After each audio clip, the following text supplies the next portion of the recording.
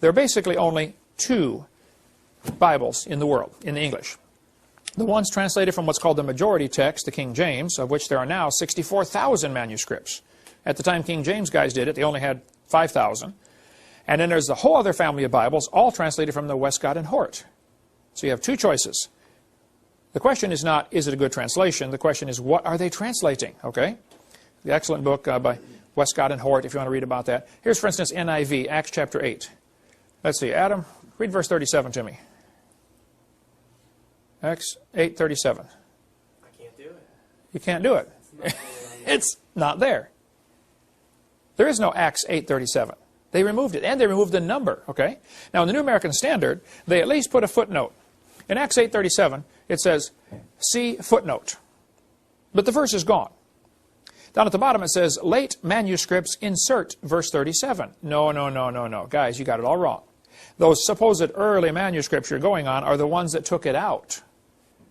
It wasn't that the later guys inserted it, it's that the earlier guys took one out, that's all. There are over 200 verses totally missing from the NIV.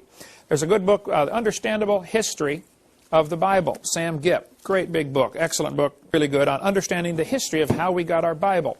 Or Gail Riplinger's book, In Awe of Thy Word. It's like 1,200 pages, and it's only like $15 or $18 or something. Really, really a good one. There are many, many books that we offer on the King James controversy. If you want one that's toned down and kind of, you know, sweet, gentle, and mild, this would be it, by Sam Gipp. The Answer Book. Excellent book on why King James. The language of the King James. Why do they use these old words, thee and thou and stuff like that? Oh, there's a good reason for that. But the whole thinking that older is better is simply wrong. And how is Satan going to use these new versions toward bringing in his New World Order? Well, this one, the New Age Bible Versions, is excellent by Gail Riplinger, Ph.D. in English. So older does not mean better. I have worn out many Bibles over my 37 years of being a Christian. Older doesn't mean better. So there are more manuscripts of the Bible than any other old book. Homer's Iliad, for instance, only has about 650 manuscripts. In 1946, they found 24,000 more manuscripts. Then the Dead Sea Scrolls were discovered, and now they have 64,000 manuscripts that support the King James, and 3 complete manuscripts and 46 fragments that support the Alexandrian. Then the Isaiah scroll found in the Dead Sea Scrolls was actually 1,000 years older than the other manuscripts. So there's plenty of good books available on that. There are all kinds of things we could talk about on the problems with the King James, or problems with the other versions, like 2 Samuel 21. Who killed Goliath? Who killed Goliath? David killed Goliath. 2 Samuel 21 says, Elhanan, the son of his dad, slew the brother of Goliath. NIV says, Elhanan, the son of the same guy, killed Goliath. This is an error. Okay? It's wrong. They blew it, all right? They left out verses, and we could scan through some of these. All these verses are left out. There's a list on their website, avpublications.com, of verses that are left out. 200 verses are simply gone. And those that are still in there, many times are changed to something meaning totally different. For instance, Hosea chapter 11. Judah yet ruleth with God. NIV. Judah is unruly against God. Would you say that is saying the same thing? Judah is also unruly against God? It's not saying the same thing. Thy dwelling shall be the fatness of the earth, Genesis 27. That's one of the blessings. Your dwelling shall be away from earth's richness. Away from the fertility of the earth shall be your dwelling. They're saying the opposite, folks. It's not the same. Proverbs 18. A man that hath friends must show himself friendly. What's that mean?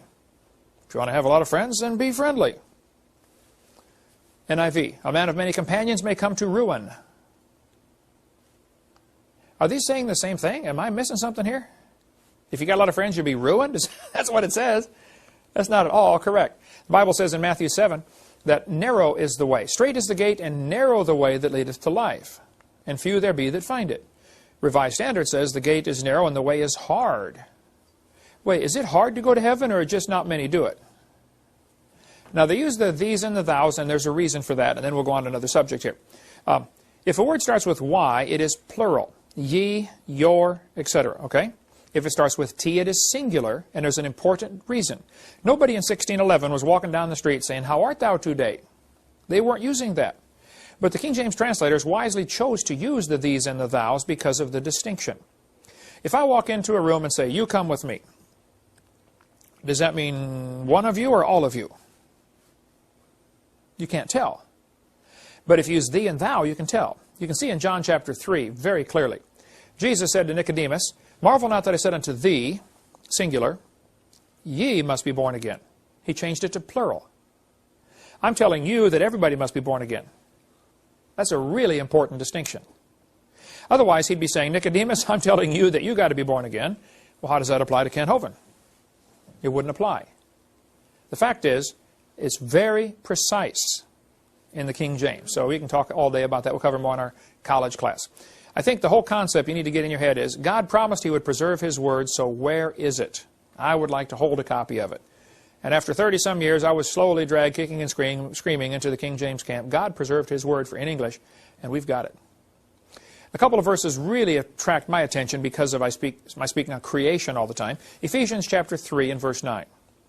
King James says, to make all men see what is the mystery, the fellowship of the mystery, which from the beginning of the world hath been hid in God, who created all things by Jesus Christ.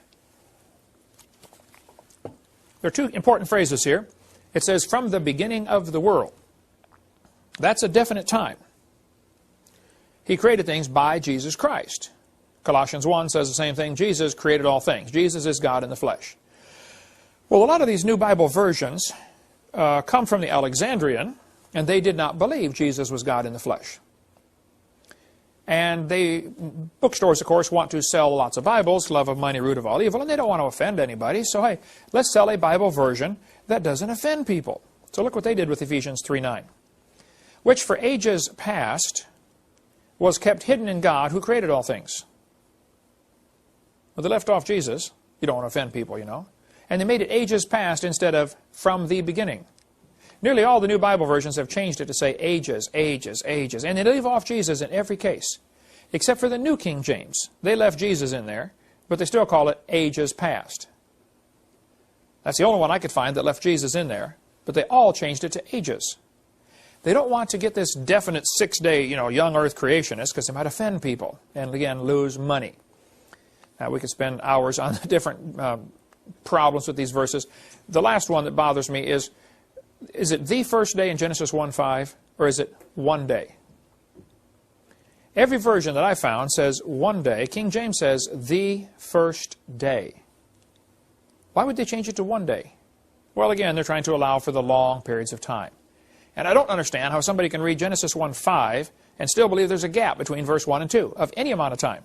More than an hour. The first day. It couldn't be more clear.